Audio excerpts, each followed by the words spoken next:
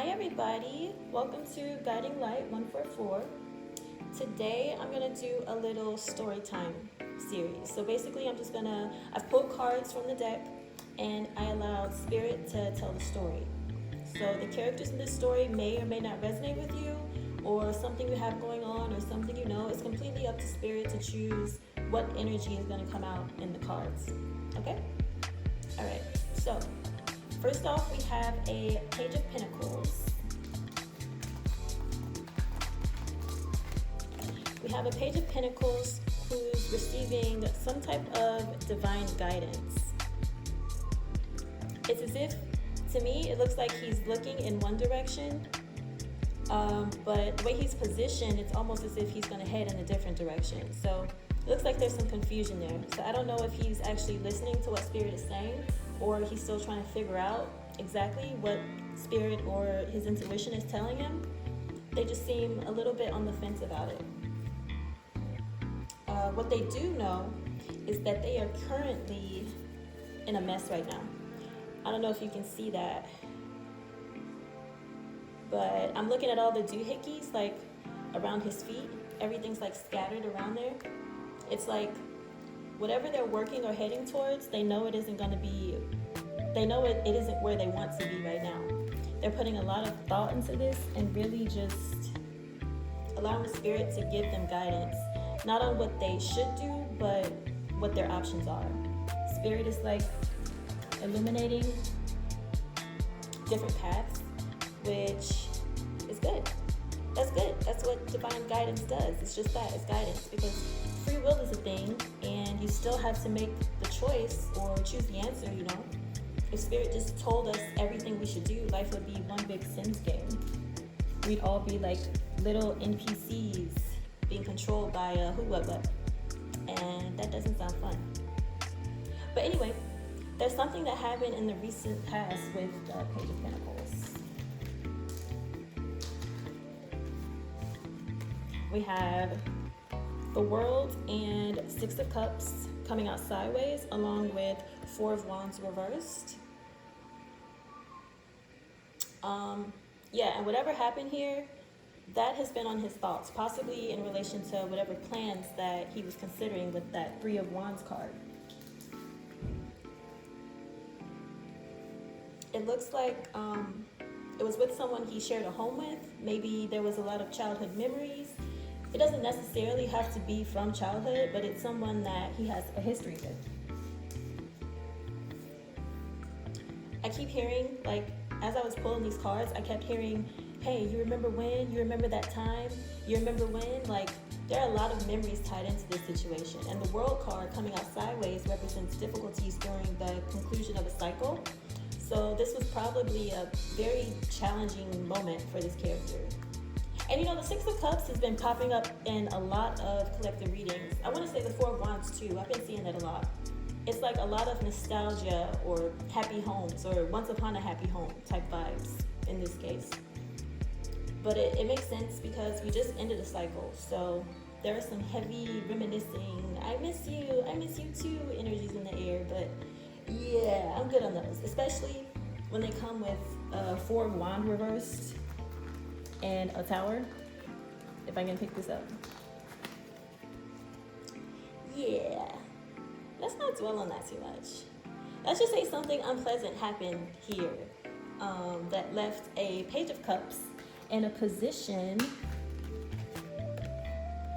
to where now he isn't really listening to his intuition or divine guidance whatsoever at all. Like after that Tower, notice how the moon in this Three of Wands representing spiritual guidance is full. It's a full moon. It's a lot of moon. It's a lot of light coming off of that moon. And it's completely illuminating those three wands in that card. Whereas in the Three of Swords, it's like, it's a crescent moon. It's like a little sliver of moon. And the character in this card, he isn't even looking towards it to even see what's being illuminated. Or he just isn't trying to see what Spirit is guiding him towards. He's just laying there recovering. Like after that Tower hit, maybe feeling unsure of what his next action should be. Where does this go? Oh. to keep these in order so I don't confuse myself. Yeah, he's just like, yeah, I'm just gonna lay here and take time to reflect on whatever the fuck that was that happened back there.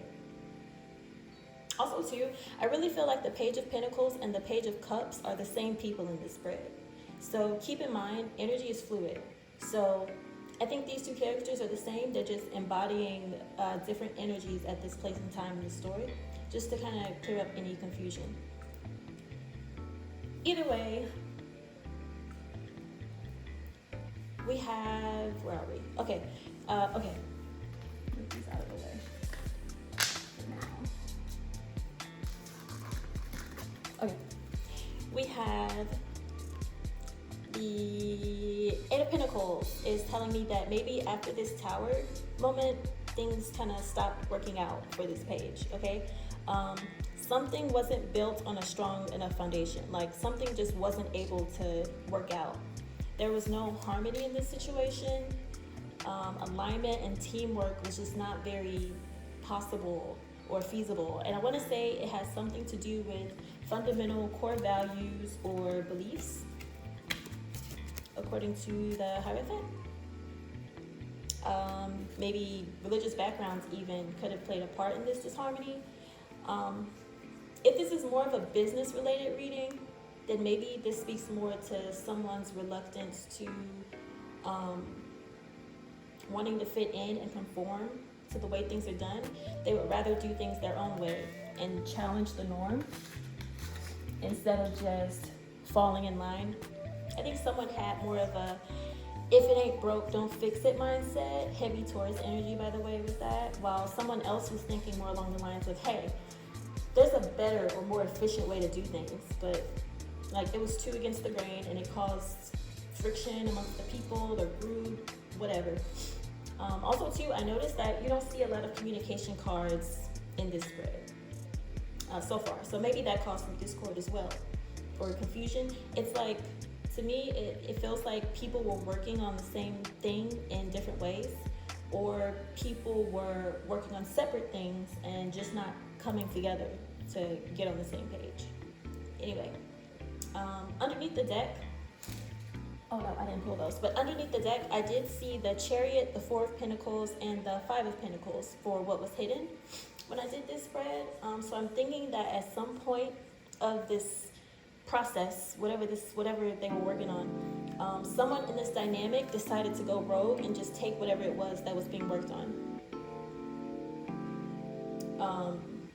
Whether it was money, and I want to say money because money usually is the thing that causes someone to become corrupt and do shitty things. But it could also be like a business idea, or it could be a family pet. I don't know, place it where it fits. But yeah, also, I'm actually really loving this deck. This is the Deviant Moon deck, and I've had this deck for years. I've just never used it because it just used to creep me out so much. A lot of the images were just unsettling, but I don't know what changed or when it changed, but I'm into it. I like it now. I'm a big girl. This is a very interesting story so far, and this is one of the things that I love about tarot is deciphering these stories and putting the pieces together. I really think tarot readers would make good detectives. Or I think I would. I'm good at picking up clues and like fitting things together, and you know, I might look into that if this YouTube thing doesn't work out. But before we continue on with this story, I was curious, and I'm wondering if anybody else was curious about this too, is what exactly was being worked on the Page of Cups? Like, what was he actually working on? So I pulled some clarifying cards to kind of get some insight into that. And we have the Queen of Wands, the Prince of Pentacles, can you see that? And the Fool. To me, that means the Page of Pentacles was working on manifesting like a come up, if you will. Like a self-promotion from the Page of Pentacles to the Knight of Pentacles status. He's planning on gaining something, either monetarily or something material or tangible with this Queen of Wands. The Queen of Wands is very alluring. Look at those eyes. Yeah, She's a very fiery character. She's strong, she's passionate, she's determined. So the Page of Pentacles was like, oh yeah, let's do this. I'm down. Yeah, let's go. So they teamed up and set off on this adventure to put this plan into action. And I guess that plan didn't exactly work out. So now we are here with the Strength card in reverse, King of Cups, and High Priestess. The High Priestess just kind of just appeared out of nowhere. And I wanted to see what her relationship was to the King of Cups. So I pulled some more clarifiers. And for that we got the Emperor or the Empress, Five of Wands in reverse, and Eight of Cups. So the Empress, also there's no gender in tarot. So the Emperor can be the Empress. He could be she, could be he, could be she. But the Emperor or Empress energy represents a committed relationship. They are loyal and stable, and they lean more towards traditional roles. They're very family-oriented and dedicated to that. So, and also with the Eight of Cups and the Five of Wands reversed, the Eight of Cups represents walking away from something dissatisfying. And then the Five of Wands represents wanting to keep the peace in maybe a hostile situation. So there was some kind of fight that happened between those two at some point. And I wasn't sure why the Emperor or the Empress's energy wasn't present at the beginning of this reading. It's like his or her role was completely cut out. It was cut out at the beginning, because if the Page of Cups was in a committed relationship with an Emperor or an Empress the whole time, but he was keeping that hidden from us, and instead he's setting off on a new adventure with a Queen of Wands, then yeah, we can kind of see why he was going through towers and why plans weren't working out. It's like there's a right way to go about things, and there's a wrong way to go about things. And I don't want to judge the Page, because I'm sure he has his reasons. He has his own backstory too. But we can agree, or at least I think, that he wasn't very upfront with his activities. Okay? So now we have more context. We can continue from the Strength reverse card.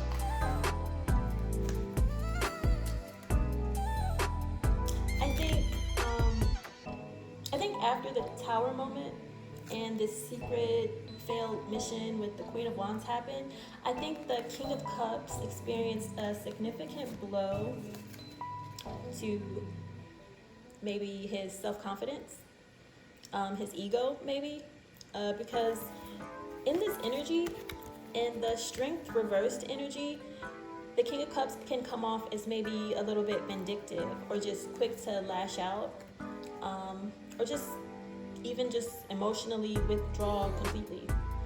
But the thing with the High Priestess is that she could sense that something was off in her family dynamic. She is the High Priestess. Like, the High Priestess is the seer of the things behind the veil. She's highly intuitive. She can see the unseen. You can't really keep a secret from her or lie to a High Priestess. She'll be able to sense that. So once she caught wind of what her King of Cups was up to behind her back and behind closed doors, she decided to pack up her 10 cups of loyalty, of happiness, of commitment, of love for her family, of respect for her king. She completely left the King of Cups alone with his fall from grace, represented by the Six of Wands reversed, and whatever he accomplished by betraying her with the Queen of Wands. And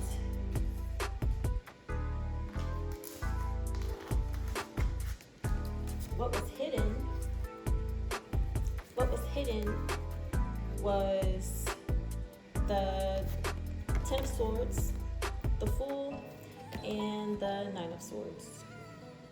So this was a pretty painful ending. This is a story where nobody really wins anything and everybody just loses a lot.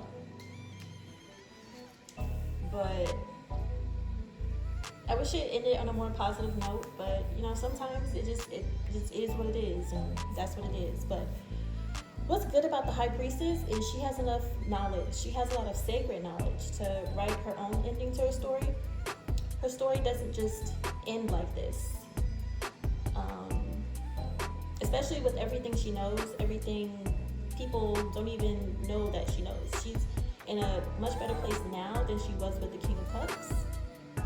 So maybe next time we'll be able to get part 2 of this story. I don't know. We have to see. But all right, guys, I hope everyone enjoyed this tarot story.